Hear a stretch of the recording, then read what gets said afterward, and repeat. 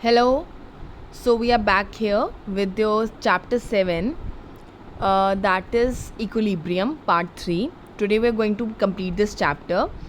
I hope everyone is doing good and I hope सब अपने question और ये जो प्रैक्टिसेस हैं they are going side by side right.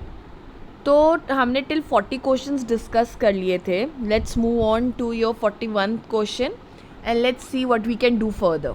Fine. So आज हम इस चैप्टर को कंप्लीट करेंगे and will take one more chapter after this, that is chapter 8, that is redox reaction.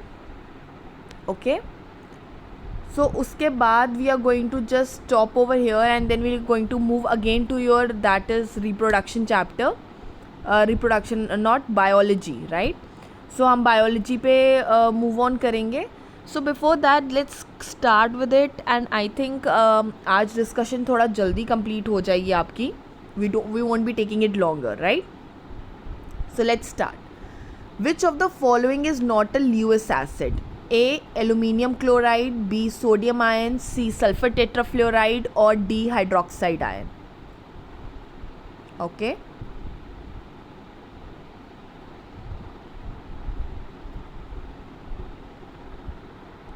So what is the correct answer?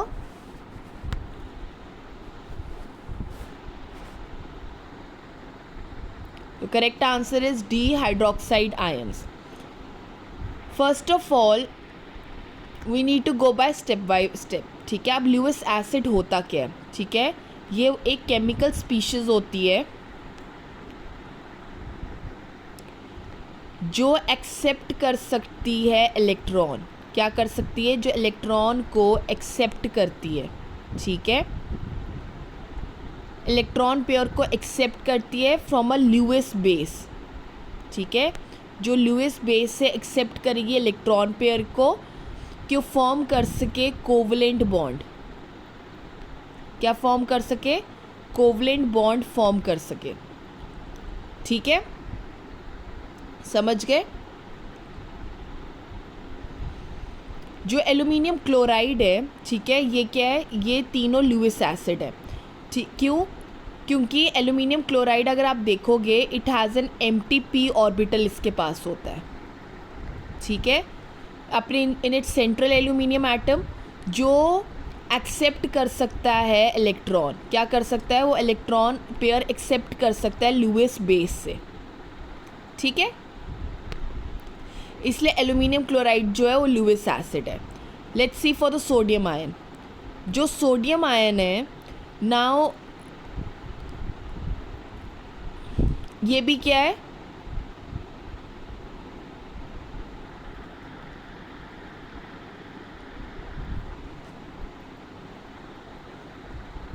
Okay, तो जो sodium ion है it is a positively charged ion, right? So that is why it is a Lewis acid. Okay, next is sulphur tetrafluoride. जो sulphur tetrafluoride होता है ये भी क्या है? ल्यूइस एसिड है. ठीक है, इसके पास क्या होता है? एम्प्टी डी ऑर्बिटल होता है अपने सेंट्रल एटम सल्फर एटम में, जो एक्सेप्ट कर सकता है क्या? इलेक्ट्रॉन पेयर एक्सेप्ट कर सकता है from a Lewis base. Okay, last but not the least that is an hydroxide ion, जो हमने कहा ल्यूइस एसिड नहीं है क्योंकि ये नेगेटिवली चार्ज एन आयन होता है. ठीक है, जिसके पास क्या होता है? एक लोन पेयर होता है इलेक्ट्रॉन्स का. ओके, सो ये एक्ट करता है एज अ ल्यूइस बेस. क्या? ल्यूइस बेस की तरह ये एक्ट करता है. Fine. So D is your correct answer. ठीक है,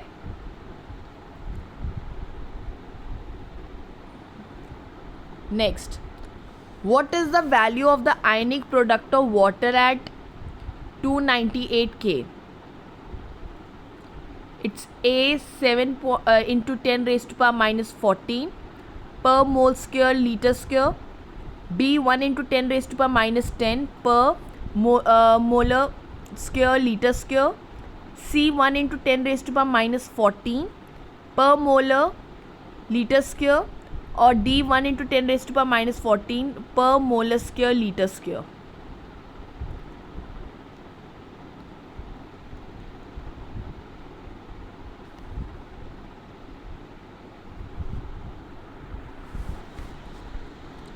So correct answer is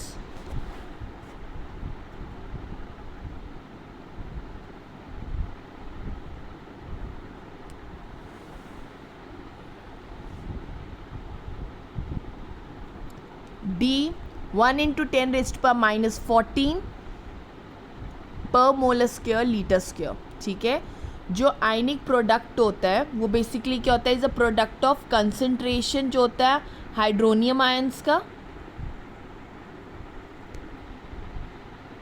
and hydroxyl ions का.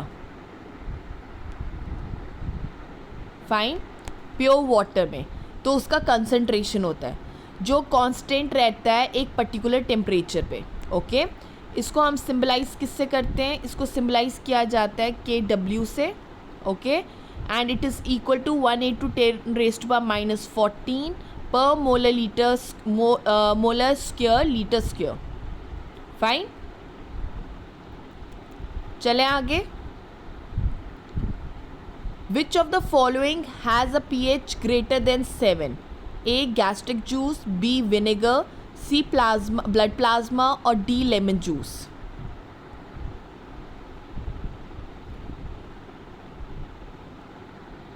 So what is your correct answer?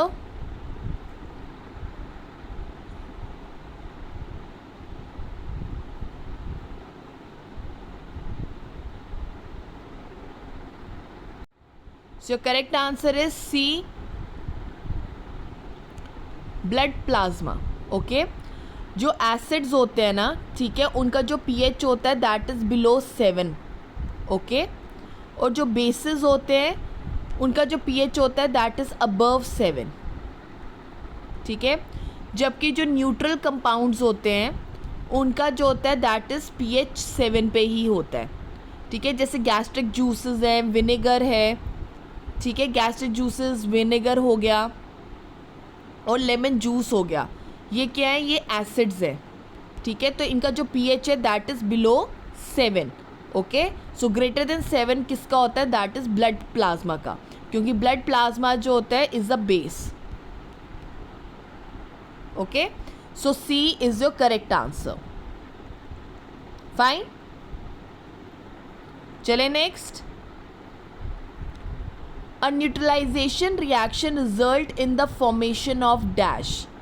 A salts, B acids, C base or D hydrogen.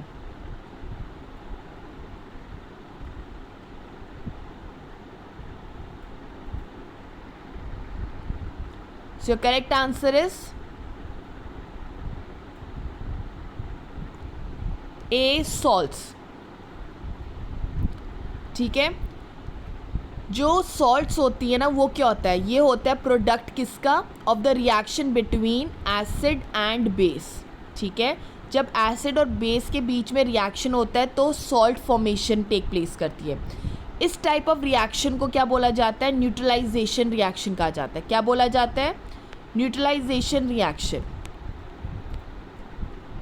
ठीक है, there are many different types of salts. अब जैसे होती हैं like acidic हो सकती हैं, बेसिक हो सकती हैं, डबल कम्प्लेक्स हो गया, मिक्स सॉल्ट्स हो गई. Fine, so these are neutralization reaction. Okay, चले next. Sodium chloride is a dash salt, normal, acidic, basic और डबल सॉल्ट.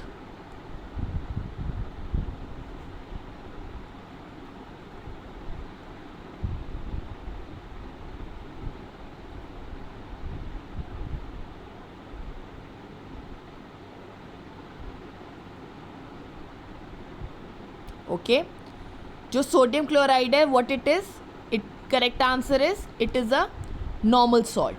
अब डिफरेंट टाइप्स की सॉल्ट होती है. ठीक है, जो नॉर्मल सॉल्ट होती है दैट इज सोडियम क्लोराइड, ये ऑब्टेन्ड होती है किससे, कंप्लीट न्यूट्रलाइजेशन होती है किसकी, जब कंप्लीट न्यूट्रलाइजेशन होती है एसिड की विद बेस के साथ.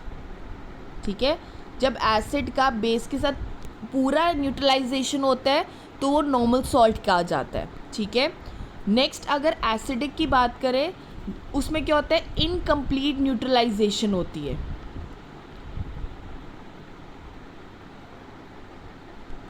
ठीक है, of polybasic acids.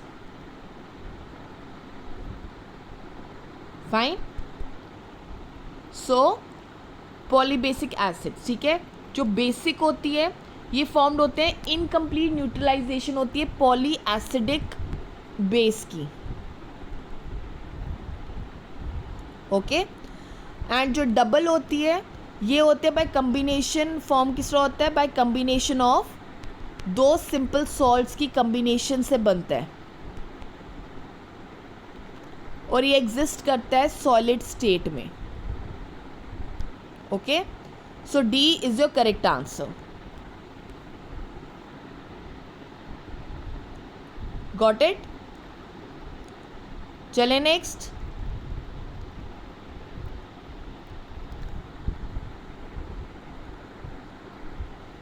What is the reverse process of neutralization?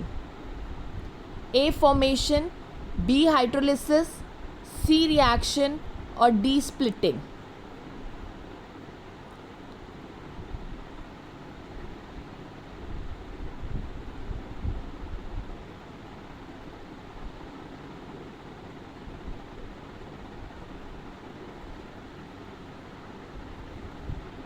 So what is the correct answer?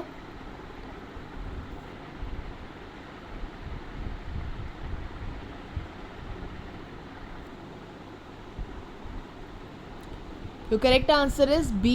Hydrolysis. Okay. Neutralisation पहले रिएक्शन होती कब है, ठीक है, जब एक एसिड और जो बेस के बीच जब एक रिएक्शन होती है कि वो फॉर्म कर सके वाटर एंड सॉल्ट, ठीक है, और इन्वॉल्व करता है कम्बिनेशन किसका, H पॉजिटिव आयंस का एंड OH नेगेटिव आयंस का, कि वो जनरेट कर सके क्या, वाटर, ओके। सो हाइड्रोलिसिस क्या होता है, समझ आ गया, जब बेस और एसिड रिएक्ट करेंगे कि वो फॉर्म कर सके वाटर और सॉल्ट, ठीक है, और इन्वॉल्व करते हैं combination of H positive and OH negative ions to कि वो जनरेट कर सके वाटर, ठीक है। जब हाइड्रोलिसिस क्या होता है, हमने कहा रिवर्स प्रोसेस क्या होता है, हाइड्रोलिसिस में क्या होता है, ये रिएक्शन इन्वॉल्व करती है कि वो ब्रेक करता है बॉन्ड मॉलिक्यूल में, ठीक है, यूजिंग वाटर, ठीक है, तो वो क्या करता है, वाटर को यूज़ करता है कि वो मॉलिक्यूल का बॉन्ड ब्रेक कर सके, ठीक है। तो ये मोस्टली किसके बीच में होता है, आयन और वाटर मॉलिक्यूल्स के बीच में होता है, ओके। और जो न्यूट्रलाइजेशन होती है वो क्या होती है, वो एक्सोथर्मिक रिएक्शन होती है,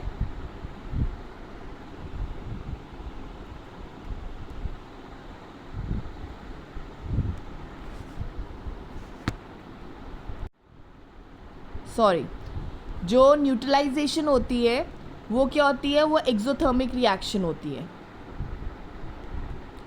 जबकि हाइड्रोलिसिस क्या होती है, that is the endothermic reaction, okay. So reverse process जो होता है न्यूट्रलाइजेशन का वो क्या होता है, हाइड्रोलिसिस, उसमें क्या होता है, रिएक्शन टेक प्लेस करती है और हाइड्रोलिसिस में बॉन्ड ब्रेकआउट होता है, okay. So B is your correct answer.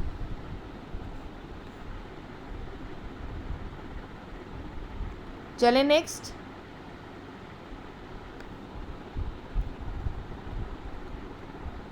Which of the following is an equation used to calculate the pH of buffer solution for an acidic buffer?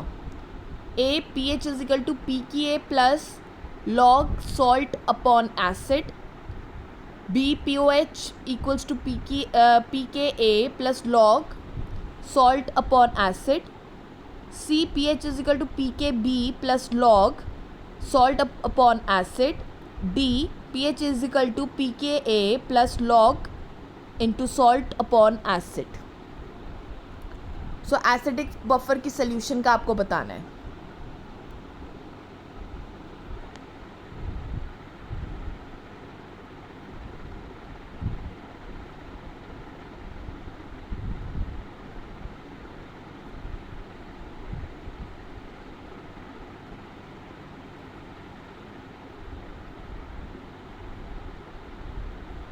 Okay, so what is your correct answer?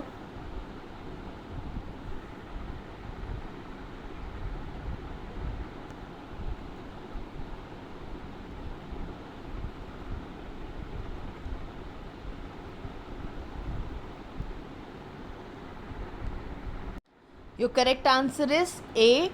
pH is equal to pKa plus log salt upon acid. ठीक है, इस equation को क्या बोला जाता है? इस equation को बोला जाता है Henderson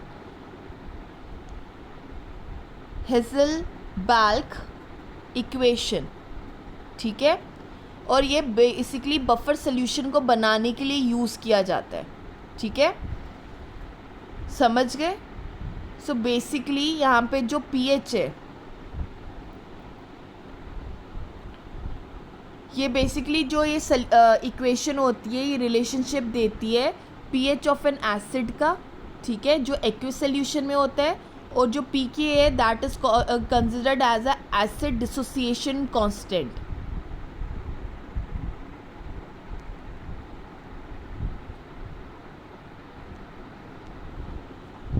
Okay, so A is your correct answer.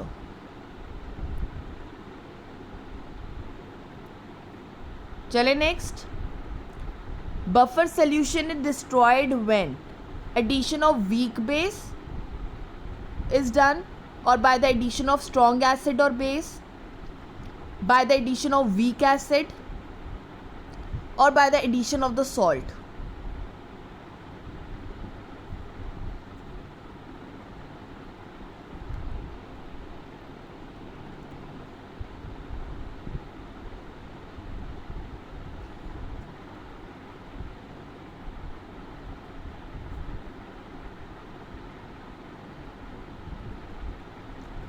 So correct answer is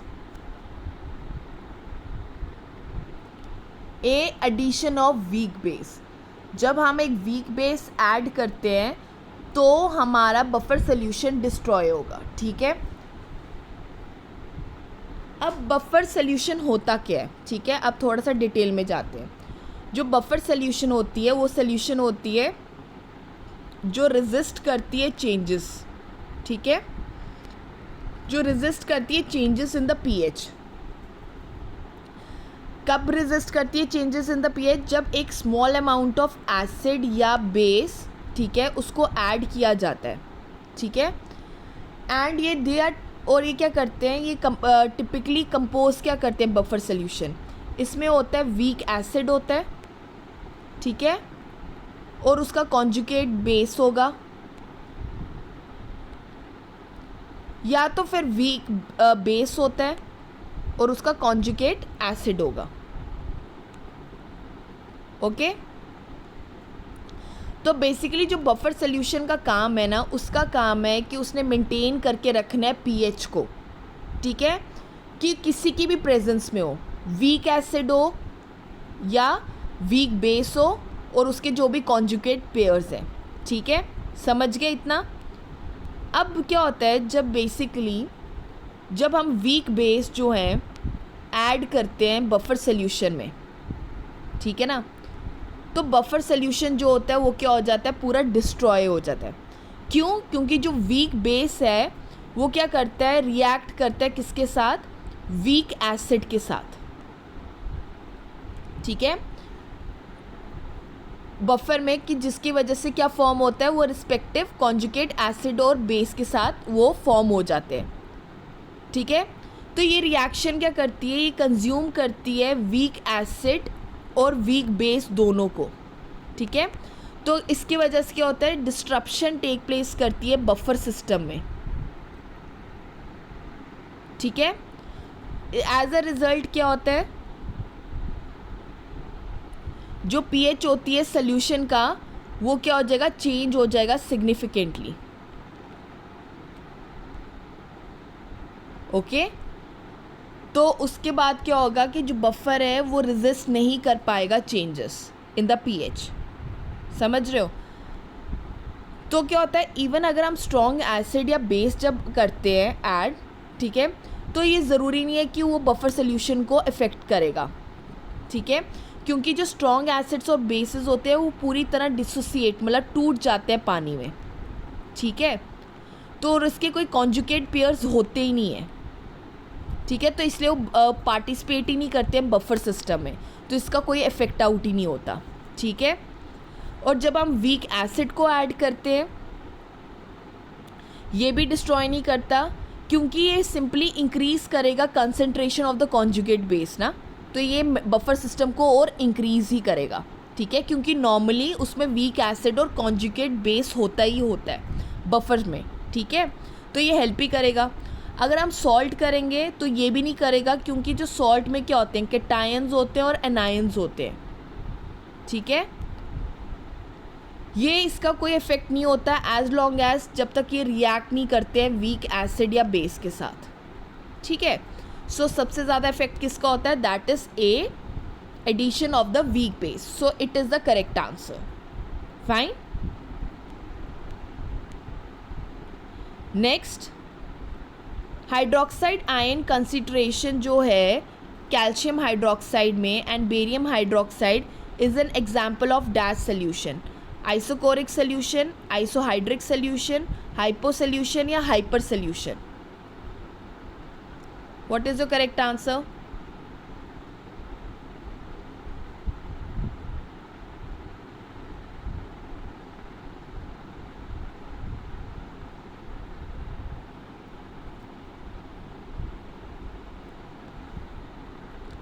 Your correct answer is B, isohydric solution, ठीक है।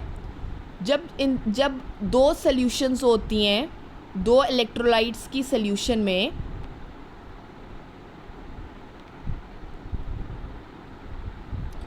अगर आयन कंसंट्रेशन इक्वल होती है,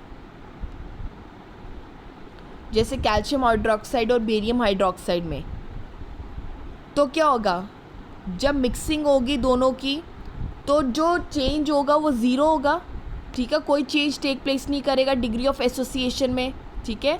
such conditions are called as isohydric solution, ठीक है। So B is your correct answer.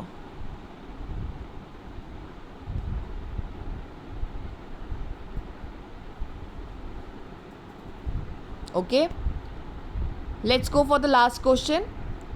A salt is soluble if the solubility is A less than 0.01 mole, B in between 0.01 mole and 0.1 mole, C greater than 0.01 mole, or D greater than 0.1 mole.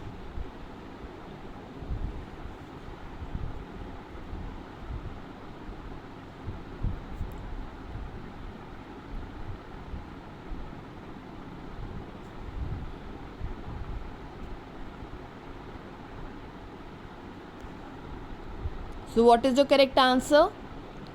D greater than 0.1 मोल, ठीक है। जो salt होता है ना, it is soluble अगर उसकी solubility जो होगी ग्रेटर देन 0.1 मोल होगी, ठीक है। और सॉल्ट जो होती है वो स्लाइटली सॉल्यूबल होती है अगर उसकी सॉलिबिलिटी जो होती है बिटवीन 0.01 मोल एंड 0.1 मोल होती है। और जो सॉल्ट है वो स्पेयरिंगली सॉल्यूबल होती है if it is less than 0.01 mole, okay. तो सॉल्ट की सॉलिबिलिटी डिपेंड करती है when it is greater than 0.1 mole. So D is your correct answer. Fine, am I clear?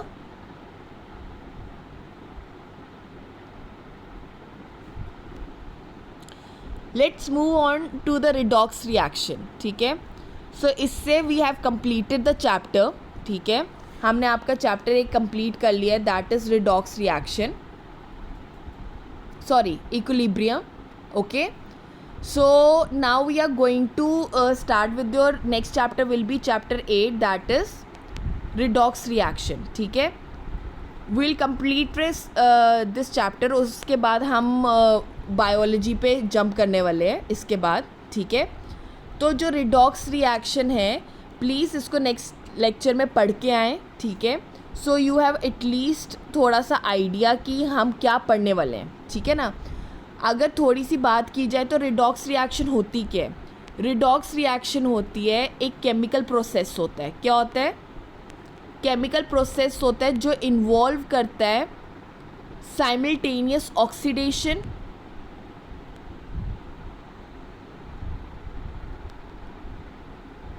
And reduction. ठीक है, जिसमें oxidation and reduction simultaneously take place कर रही होती है। ठीक है, so this is the thing. Okay, तो उसके बारे में हम पढ़ने वाले हैं। ठीक है, नेक्स्ट लेक्चर में रिडॉक्स रिएक्शन क्या होता है, ऑक्सीडेशन रिडक्शन रिएक्शन क्या होती है, ये पता होना चाहिए। ठीक है, इसके हम टाइप्स पढ़ेंगे, एग्जाम्पल क्या है, राइट, ये सबको पता होना चाहिए। Gain of electron, loss of electron, types पढ़ेंगे, दैट इज़ डीकम्पोजिशन रिएक्शन हो गया, कम्बिनेशन रिएक्शन हो गया, डिस्प्लेसमेंट रिएक्शन हो गई, डिस्प्रपोर्शनल रिएक्शन हो गया।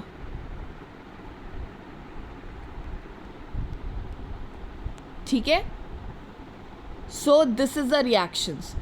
तो उसी के बारे में हम पढ़ेंगे, फिर एग्जाम्पल्स हम पढ़ेंगे और उसी पे मोस्टली क्वेश्चंस आते हैं आपके। ठीक है, जो इसके एग्जाम्पल्स और टाइप्स हैं हम उसके बारे में थोड़ा थॉरो जाएंगे।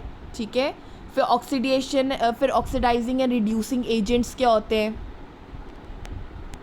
ठीक है, यही क्वेश्चंस हैं जो आपको पूछे जा सकते हैं। ठीक है, तो हम इन्हीं के बारे में पढ़ेंगे, इनके एग्जाम्पल्स क्या होती हैं वो पढ़ेंगे। Okay, so come prepared with this. इसके टाइप्स, इसके examples, oxidising and reducing agent के बारे में आप पढ़ के आना, so we have more clear picture about it. ठीक है, so next time we are going to start with this chapter and will complete your chemistry, half of your chemistry by this chapter. फिर उसके बाद हम biology पे shift करेंगे, right. All the very best, have a nice day, take care. Please इसको अच्छे से पढ़ के आना, so we can discuss it. Okay.